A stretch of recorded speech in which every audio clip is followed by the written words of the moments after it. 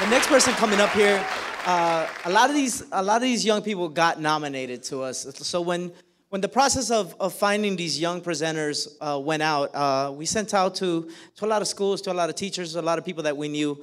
The next presenter, when she came back with what she would present on, what she was going to talk on, really impressed me. Like, I mean, it was just something that was just so amazing. And as I got to meet her, she became that much more impressive. And I'm very proud to share this person with you guys. So, Alezeh Rauf.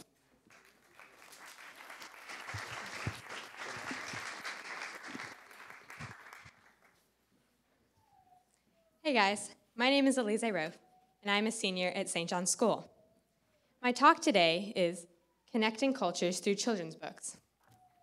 In order to understand why I even care about children's books, you have to know a bit about my background. My parents were both born in Karachi, Pakistan, and came to Houston for college, where they met and got married. My brother and I were born here in Houston. Ever since I was about a year old, my parents have taken me back to Karachi in order to keep me in touch with my roots. 9/11, however, changed everything for the entire country and for me. The word terrorist began being frequently used in relation to Pakistanis and Muslims, even among the kids at my school. They would ask me if I knew or was related to terrorists. It wasn't until later that I realized that they weren't asking with malicious intentions. They were simply uninformed. As a young second-grade child, however, I began denying my roots. As one of 2 Muslims in my grade and the only Pakistani, I found it difficult to find the strength to stick up for myself. During this time of what you could call an identity crisis, between 2nd and 6th grade, my family continued to visit Pakistan, where life, for the most part, seemed quite normal. That is, except for the extreme poverty. Even though I was still reluctant to accept my roots, the beggars and homeless covering the streets of Karachi still affected me deeply. What surprised me was that both sets of children, poor and rich alike, were fascinated with Western culture and eager for me to share information about my activities back in America.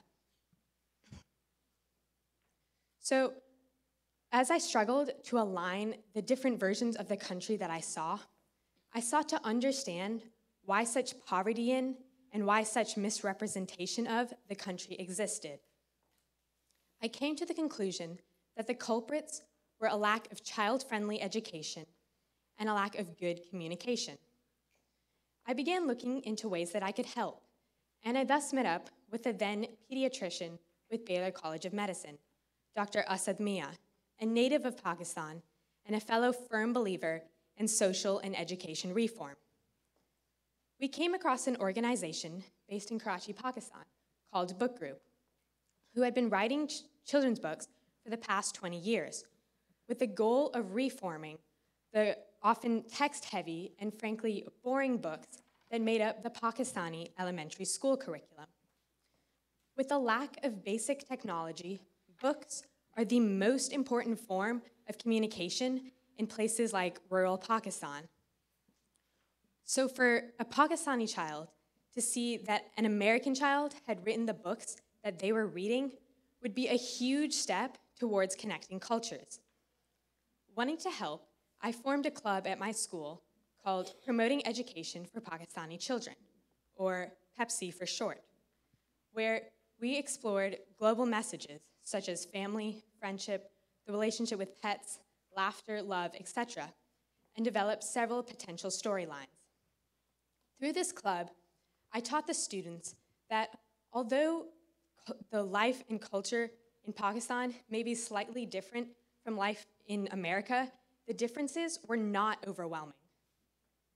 The following summer, as I prepared to enter 10th grade, I combined these storylines and thought processes that PEPSI had come up with and wrote, with the help of a dedicated team, my first children's book, Bilingual, which, after my team fundraised about $5,000, was distributed among schools all around Pakistan. Balungra is the story of a young girl who finds a kitten stuck in a tree. And knowing that her brother loves painting animals, she rescues the kitten and brings it inside for her brother. The story is simple and lighthearted, yet it has messages of thoughtfulness and family, and it accomplishes what we needed it to. While the text is minimal, the illustrations are large. While the story is simple, the message is complex. The message is this: kindness to animals is a good thing, and gender stereotypes are not. Surprising, I know. In Pakistan, mistreatment of animals is unfortunately not uncommon, and girls are often confined to our particular domestic sphere. Through this simple story, Balungra, we address these two messages, masking them under simplicity. Following the publishing of this book, Dr. Mia and I expanded our group to include students and professionals from around Houston and the world, and thus began phase 2 of our group, which we called Balungra Books for Change. Phase 2 resulted in the publishing of 3 additional books, all following the tales of the kitten Balungra and the family. The first, Latu Matu and Balungra, was written by me. The second, Balungra and Bichungra, was written by a second-grade girl and her mother, and illustrated by a college student. And the third, Balungra's Mischief, was written by another high school student. These 3 books all explore another universal message that we deemed important: better health, perhaps through child health literacy. Latu Matu and Balungra follows the tale of the kitten as he discovers the horrors of dirty socks. In a book review written by Dawn, one of the most prestigious newspapers in Pakistan, the story is commended. Quote, "This simple story, with the subtle message of hygiene, is so subtle that the children would not feel that they are being lectured at, but it is effectively conveyed." End quote. The story, Balungra's Mischief, briefly stresses the importance of the polio vaccine, as Pakistan is one of 3 countries where polio is still prevalent. Although the mention of the shot is there, it is not so obvious that the children will feel that they are being lectured at, as I said before. Rather, the story of the kitten and the family overshadows this.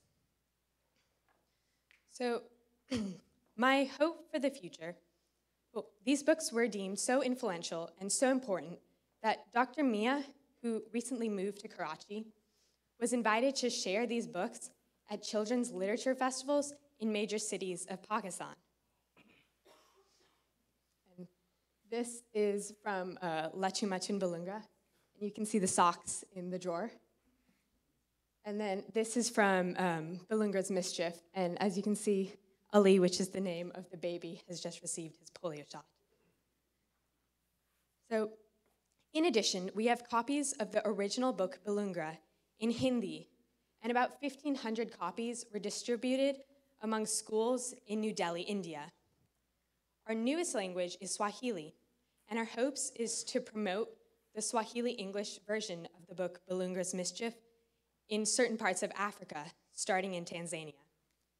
So my hope for the future is to have students in Pakistan writing books for students in India, and to have students in India writing books for students in Tanzania, with the knowledge that while all these cultures among the countries may be different, the basic humanness remains the same.